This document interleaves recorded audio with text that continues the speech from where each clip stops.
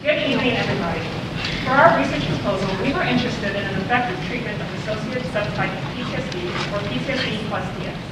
Individuals diagnosed with dissociative subtype PTSD experience intense sadness, fear, and anger, in addition to derealization and depersonalization.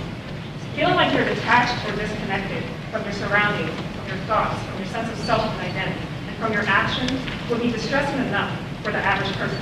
So imagine how exponentially more distressing that is for these individuals.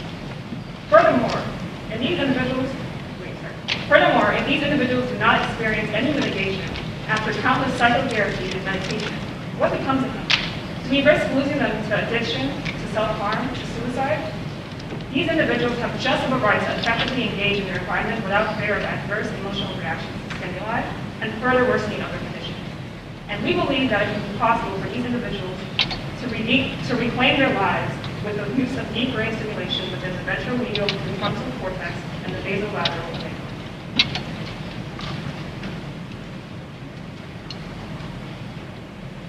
So for our research question, we are saying, to what extent can dual deep brain stimulation and prefrontal amygdala circuitry be effective in mitigating symptoms experienced by adults with dissociative PTSD? For background, so PTSD plus DS is a subtype of PTSD that involves symptoms of dissociation. So this can be characterized by disruptions in consciousness, identity, memory, and perception of the self and the environment. So there's evidence of the subtype that's researched in 2012 that talked about tests that were used focusing on symptoms of derealization and depersonalization. And then in terms of numbers, the World's Mental Health Survey reported that 14.4% of all PTSD patients were diagnosed with a dissociative subtype. And then in terms of neuroanatomy, so PTSD and PTSD plus DS differ in that while hyperactivity in the amygdala and emotional undermodulation from the PMPFC are inherent in PTSD, the subtype is actually caused partly by the opposite imbalance, which is also the overly strong negative correlation between the limbic region and the PMPFC. So this can cause emotional overmodulation as well as depersonalization. Deep brain simulation. Brain simulation measures pathological brain activity as well as delivering stimulation for neurological and psychiatric disorders. So this happens by delivering intermittent or continuous electricity from implanted battery sources via implanted electrodes that target particular regions of the brain. And the method of treatment and understanding of brain illnesses has changed as a result of TDS, and in part our study will serve as a baseline for further treatment as TDS technology. So why is it important that we research this topic? Well, individuals with PTSD plus DS can all receive the same treatment as those without the dissociative subtype PTSD because they have different behavioral patterns than those without the dissociative subtype PTSD. In fact, studies show that PTSD plus DS patients can actually experience worsened symptoms when receiving treatment that are not meant for individuals with the subtype of dissociative PTSD. And although DBS is not fully developed in treating psychiatric disorders, it is still important that we use it for the study because it could help us develop a better understanding of PTSD plus DS as well as alleviate symptoms of fear, anxiety, and dissociation that come along with DS. The purpose of our proposal is to explore the effect of DBS treatment on mitigating the symptoms of disassociation in adults diagnosed with PTSD plus DS. We want to observe the effects of hyperarousal and hyperactivity with an emphasis on severe and specific cases of PTSD plus DS. We predict that with the use of inhibitory DBS to the ventromedial prefrontal cortex, which regulates response to emotion, and the basolateral amygdala, which forms fear responses, we will be able to mitigate the frequency of of dissociative episodes, anxiety, and stress attacks for adults with dissociative PTSD. In terms of our inclusion criteria for this study, our patients must be under 70 years of age, or after this cutoff, the complications of surgery become massive. Additionally, they must be diagnosed with the PTSD plus DS as delineated in the DSM-5.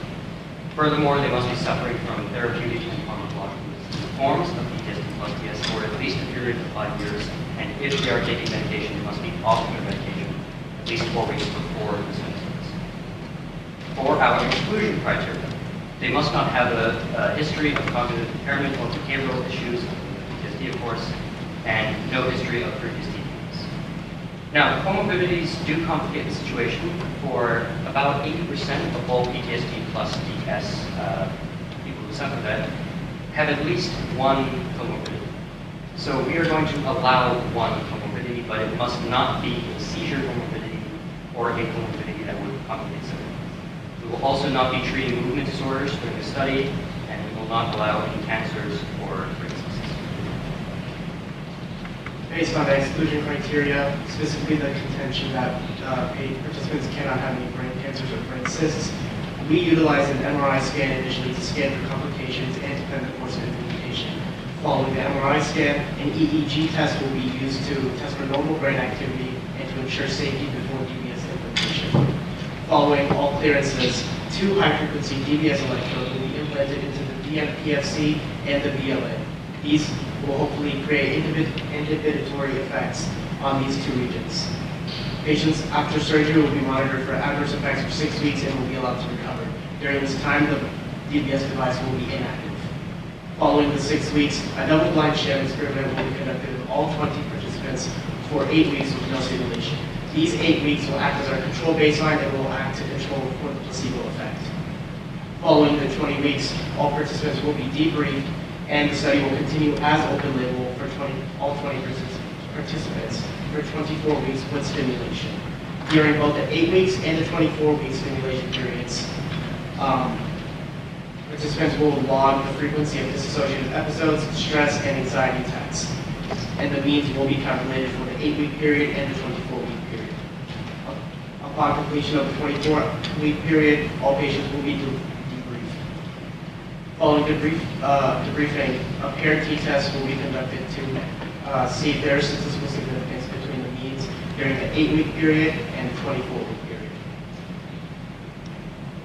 So for the limitations of our proposal, so with DBS is the mostly used for motor disorders such as Parkinson's disease that affect motor neurons, and less of the use for neuropsychiatric disorders. It has been used with depression and OCD and some PTSD, but it hasn't been used with this specific subtype of PTSD. We also have a low sample size, we only have 20 participants, so that's why we're compensating for that by using paired tests. We are also compensating for the existence of comorbidities by having them not have one comorbidity, especially not having one that is seizure-related or that would cause complications during surgery. And there's also procedural expenses. DBS is quite expensive procedure. And with all 20 participants using it, it could cost between $1 to $1.5 million. And that cost of it can make it decrease the amount of people who have access. DBS just has so many social and legal implications. First of all, there's a massive legal implication that there's no actual FDA approval for the use of DBS outside treatment of Parkinson's and other motor disorders. Additionally, there's the massive social barrier. It is a very expensive process, and that can have a huge barrier for people that can get it and potentially may be treated for very severe forms of PTSD and other illnesses, and people that simply won't be able to access this. Beyond that, DBS could be the gateway to neural enhancements, when we're not just treating disorders, but enhancing the very brain itself. Finally, it could result in invasion of privacy. Think about it. We're putting things in people's brains to control them to an extent. The implications for society are simply massive. But even with all these considered, DBS will be an important part of the future. And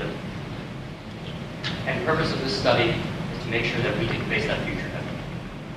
In terms of ethical considerations, there are obviously a lot of ethical considerations in terms of this experiment. We want to maintain a research rights balance, meaning that while yes, we want to conduct a high-quality scientific research study, we also want to hold up and keep in mind the best interests of our patients. We also want to respect patient autonomy during this experiment. There are also a host of side effects that accompany TBS itself. These side effects include tiredness/fatigue, forgetfulness, and increased risk of suicide. On rare occasions as well, patients have been seen to develop affective disorders such as OCD and depression. And given all of these side effects, it is also important that patients are not only informed on the benefits of TBS, but also the inherent risks that come along with it, so they are able to provide informed consent when undergoing. It is anticipated that this technique and the BNPFC will cause a disturbance of the BNPFC and lateral connection, eradicate temporary inhibition of the bilateral wave. As a result of the overstimulation of the BNPFC, will be brought down to normal levels, reducing the social effects of TSD plus DS. This investigation aims to assess the efficacy of BBS therapeutic treatment. Our approach is to elevate the patient's quality of life, boost their viewpoint on treatment, and to establish DBS as a successful PTSD plus DS treatment.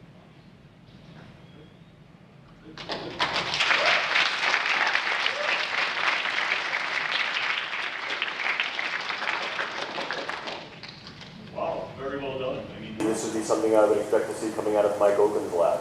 I mean, it's really very well done. Just super throughout. I mean, well presented, articulate, nice use of the slides, really good use of the considerations in terms of why you'd be doing certain things. Overall, just excellent. Once again, another stellar presentation. I congratulate all of you. Outstanding. Faye, what do you think? I loved it. I think the way that you guys physically pose yourselves is really exciting. I was like, oh, these guys know what they're talking about. They're excited about it. They're really setting us up perfectly for a presentation, and you did. You totally delivered. You guys each had your own very individual stage presence, and it was really wonderful to be a part of. Your graphics on your slides were awesome. Really fantastic. They kept me engaged right from the beginning. And I honestly, for me as a visual learner and for a lot of visual learners, that's something that keeps us with you throughout the entire experience. And that's a skill that is going to serve you so well for your future careers. Monica, what do you think? Yeah, I would echo what Faye said. I thought that the PowerPoint presentation really was visually excellent. It drew me in, and it was not too much, but not too little, and each one of you had your own personal moment, which was really great to see. Well done.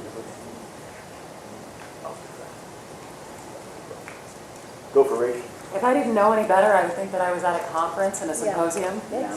You know, their usual 10-minute, I mean, this was professionally indistinguishable. Your tone, your comportment, the professionalism of your slides, not like kind of what they said, not too much personality. It was just very like within all the norms of a professional presentation. And on top of that, I mean, it was just a very well thought out, well justified study. Excellently presented, focused, justified. I mean, I would never have known that I was watching high school students do that. So, great job. Bravo. John? Bravo. Oh, am I the last of You are the last of the last. So, Yes, it is. ditto, dinner.